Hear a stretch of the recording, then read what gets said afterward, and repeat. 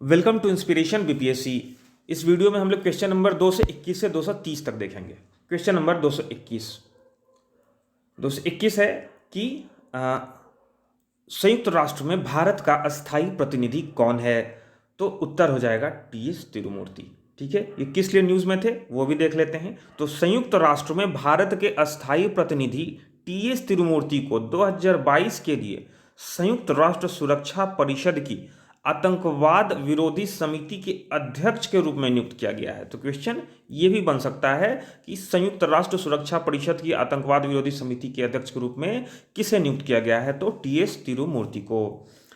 भारत ने 1 जनवरी 2022 से शुरू होकर एक वर्ष के लिए संयुक्त राष्ट्र सुरक्षा परिषद की आतंकवाद विरोधी समिति यानी यूएनएससी काउंटर टेररिज्म कमेटी की अध्यक्षता ग्रहण की है। तो प्रश्न यहां से भी बन सकता है कि किस वर्ष के लिए भारत को इस परिषद का अध्यक्ष बनाया गया है। अगला पॉइंट है, भारत संयुक्त राष्ट्र मानवाधिकार परिषद के लिए 14 अक्टूबर 2021 को भारी बहुमत के साथ छठे कार्यकाल के लिए फिर से निर्वाचित हुआ है।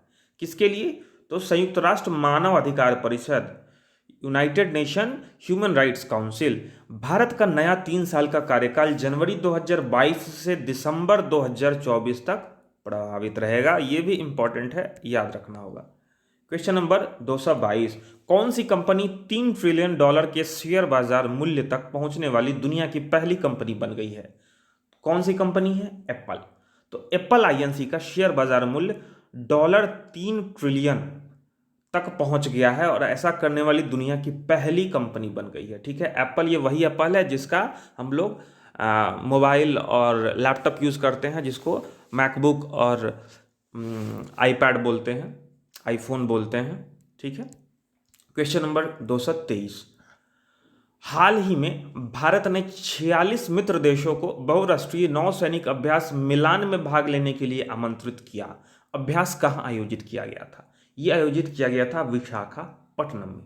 तो भारत ने 25 फरवरी 2022 से निर्धारित विशाखापट्टनम में बहुराष्ट्रीय नौसैनिक अभ्यास मिलान, नाम याद रखिएगा, में भाग लेने के लिए कुल 46 मित्र देशों को आमंत्रित किया है। ये बीत चुका है तो किया था। अभ्यास मिलान के इस 11वें संस्करण का विषय है सौहार्द, सामंजस्य और सहयोग। ठीक है, तो ये उसका थीम था। अभ्यास का नाम क्या है? मिलान। कहां हुआ था? विशाखापट्टनम में। एक और इंपॉर्टेंट सेना से रिलेटेड न्यूज था, वेरी इंपॉर्टेंट है, आप इसे देखिए। 21 फरवरी को राष्ट्रपति रामनाथ कोविंद ने विशाखापट्टनम में भारतीय नौसेना की फ्लीट रिव्यू किया। ठीक है, किसका फ्लीट रिव्यू? भारतीय नौसेना का। कहाँ? विशाखापट्टनम में। ये भी विशाखापट्टनम में ही हुआ, इसीलिए मैंने यहीं पे इसे डाल दिया है। फ्लीट रिव्यू देश को भारतीय नौसेना की तैयारियों, उच्च मनोबल और अनुशासन का आश्वासन देने के उद्देश्य से किया जाता है। इस वर्ष 12वीं फ्लीट रिव्यू को चिन्हित किया गया। भारत का प्रत्येक राष्ट्रपति अपने कार्यकाल के दौरान एक बार भारतीय नौसेना बेड़े की समीक्षा करता है, क्योंकि वह भारतीय सशस्त्र बलों का सर्वोच्च कमांडर होता है। तो हर एक राष्ट्रपति अपने कार्यकाल में, 5 साल के कार्यकाल में एक बार फ्लीट रिव्यू करते हैं भारतीय नौसेना के। तो चूंकि ये श्री रामनाथ कोविंद जी का ये एकमात्र फ्लीट रिव्यू होगा, तो इसीलिए ये न्यूज़ वेरी इंपॉर्टेंट है। कब हुआ था? 21 फरवरी को। कहाँ हुआ था? विशाखापट्टनम। ठीक है, आगे बढ़ते हैं। 224, हाल ही में सी ड्रैगन 2022 चर्चा में था, यह क्या है? तो यह एक बहुराष्ट्रीय अभ्यास है, मल्टी नेशनल एक्सरसाइज। इसमें क्या होता है?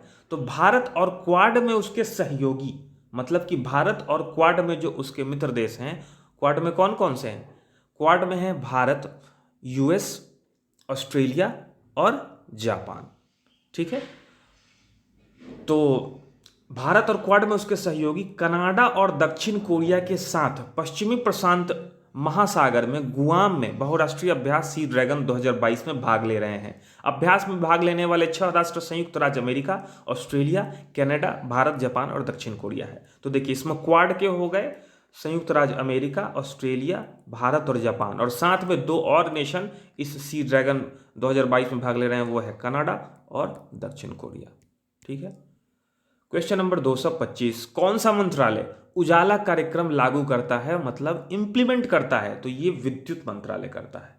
ठीक है। तो विद्युत मंत्रालय के प्रमुख उजाला कार्यक्रम ने 5 जनवरी 2022 को एलईडी लाइटों के वितरण और बिक्री के 7 साल सफलतापूर्वक पूरे किए हैं। ठीक है। तो ये उजाला कार्यक्रम में एलईडी लाइट वितरण होता है, उसके 7 साल पूरे हो गए हैं 5 जनवरी 2022 को। तो इसीलिए ये आप इस स्कीम को जानिए कि स्कीम लागू कौन करता है। इसका फुल फॉर्म होता है उजाला का Unnat Jyoti by affordable LEDs for all. ठीक है। यह योजना 5 जनवरी 2015 को भारत के प्रधानमंत्री श्री नरेंद्र मोदी द्वारा शुरू की गई थी।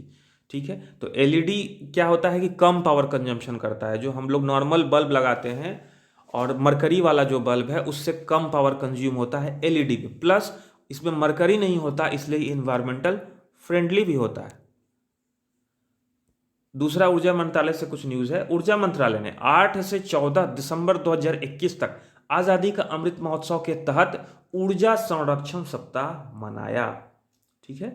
कब से कब? 8 से 14 दिसंबर 2021।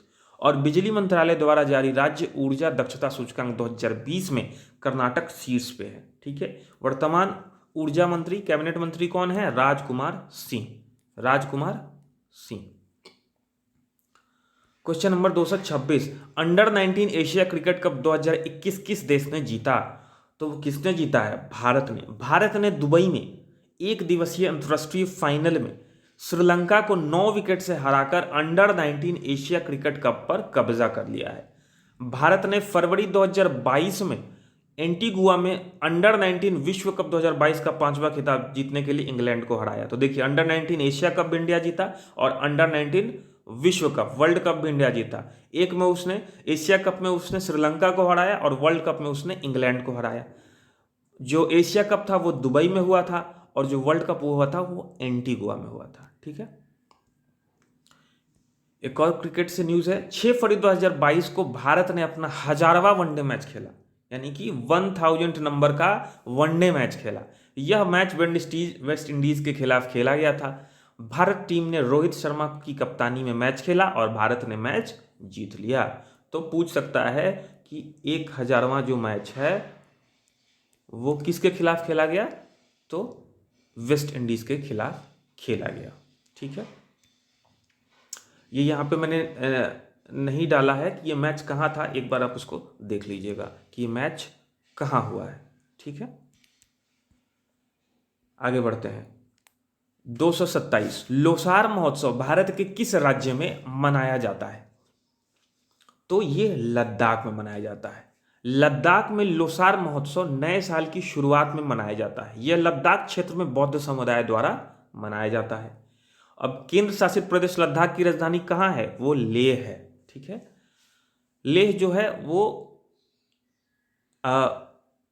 लद्दाख की राजधानी भी है और यहाँ का सबसे बड़ा टाउन भी है। ठीक है।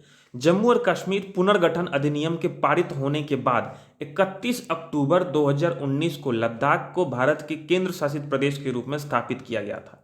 तो ये डेट आप याद रखिएगा, 31 अक्टूबर 2019। लद्दाख भारत का सबसे बड़ा और दूसरा सबसे कम आबादी वाला केंद्र शासित प्रदेश है। तो सबसे बड़ा केंद्र शासित प्रदेश कौन सा है? लद्दाख। और दूसरा सबसे कम आबादी वाला केंद्र शासित प्रदेश है। तो सबसे कम आबादी वाला केंद्र शासित प्रदेश है वो है लक्षद्वीप। क्वेश्चन नंबर 228, केवीआईसी द्वारा किस गांव में देश की पहली मोबाइल हनी प्रोसेसिंग वैन शुरू की गई है?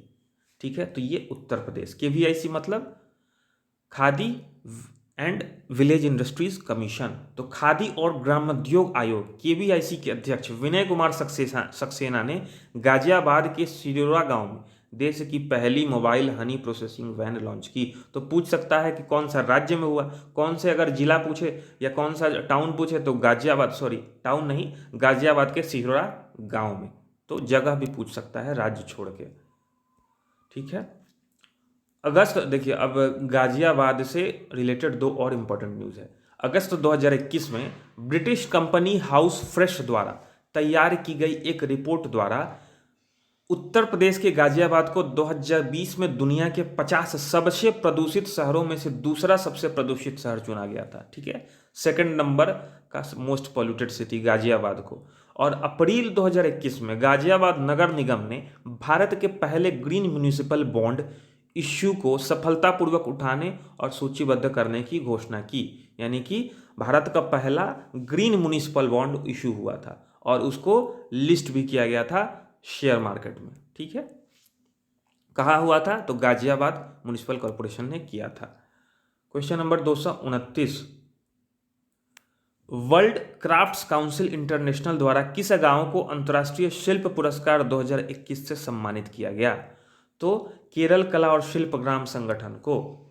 कोवलम केरल से केरल कला और शिल्प ग्राम संगठन को विश्व शिल्प परिषद इंटरनेशनल द्वारा यानी कि वर्ल्ड क्राफ्ट्स काउंसिल इंटरनेशनल द्वारा दुनिया के सर्वश्रेष्ठ शिल्प गांव के लिए 2021 के लिए अंतर्राष्ट्रीय शिल्प पुरस्कार से सम्मानित किया गया। ठीक है, अब केरला में एक और न्यूज था कि केरल का कुंभलंगी देश की पहली सैनिटरी नैपकिन मुफ्त पंचायत बनने के लिए तैयार है। कौन सा? कुंभलंगी। ये कहाँ है? केरला में है। यह कदम अवलकाई पहल का एक हिस्सा है जिसे एर्नाकुलम संसदीय क्षेत्र में लागू किया जा रहा है। इस पहल के तहत 18 साल से अधिक उम्र की महिलाओं को मेंस्ट्रुअल कप बांटे जाएंगे। ठीक है, तो सैनिटरी नैपकिन नहीं यहाँ बांटा जा रहा है, मेंस्ट्रुअल कप बांटा जा रहा है। सैनिटरी नैपकिन एक्चुअली डिग्रेड करने में बहुत टाइम लेता है, तो वो इन्वायरमेंटल फ्रेंडली नहीं है। इसी प्रॉब्लम का सॉल्यूशन मेंस्ट्रुअल कप निकालता है। ठीक है, क्वेश्चन नंबर 230, भारत कौशल 2021 राष्ट्रीय प्रतियोगिता में कौन सा राज्य पहले स्थान पर रहा? तो ओडिशा रहा। भारत कौशल 2021 राष्ट्रीय प्रतियोगिता का समापन 200 से अधिक प्रतिभागियों के साथ हुआ जिन्हें कौशल विकास और उद्यमिता मंत्रालय द्वारा सम्मानित किया गया। ओडिशा पहले स्थान पर रहा। ठीक है, आगे के पॉइंट्स देखते हैं। ओडिशा से रिलेटेड कुछ न्यूज है। ओडिशा स्मार्ट हेल्थ कार्ड प्रदान करने वाला पहला भारतीय राज्य बन गया है। ठीक है, स्मार्ट हेल्थ कार्ड प्रदान करने वाला। कार्तिक पूर्णिमा पर, जिसे बोईता वंदना भी कहा जाता है, ओडिशा के विभिन्न जल निकायों में मनाया जाता है। ठीक है, बोईता वंदना कार्तिक पूर्णिमा के अवसर पर उड़ीसा के विभिन्न जल निकायों में मनाया जाता है इस पर्व को। और नुआखाई जूहर पश्चिमी उड़ीसा का एक कृषि त्यौहार है, एग्रीकल्चरल फेस्टिवल है नुआखाई जूहर। ठीक है, तो ये हमारे क्वेश्चन नंबर 230 तक कंप्लीट हो गया है। आप अपनी प्रिपरेशन जारी रखिए, एग्ज़ाम नज़दीक है। आशा है ये करंट अफेयर सीरीज आपके प्रिपरेशन में लाभदायक सिद्ध हो रहा होगा और हम लोग 360 डिग्री कवर कर रहे हैं।